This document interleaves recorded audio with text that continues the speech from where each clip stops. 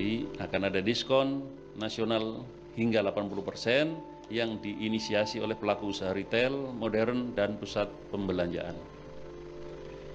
Rekan-rekan media, ada satu hadiah lagi. Ini banyak hadiah di bulan kemerdekaan.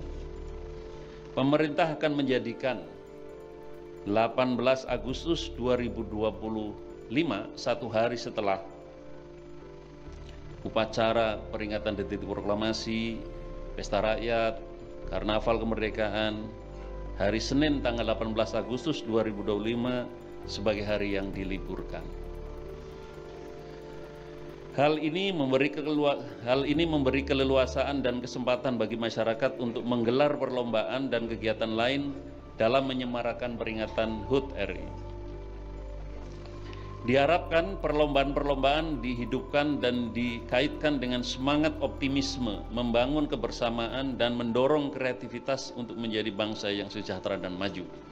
Jadi kami juga menghimbau di masyarakat dilakukan atau dihidupkan kembali perlombaan-perlombaan yang mendorong kreativitas. Perayaan dan kemeriahan ini sepatutnya juga tidak hanya di tingkat nasional atau pusat saja, tetapi juga di daerah-daerah.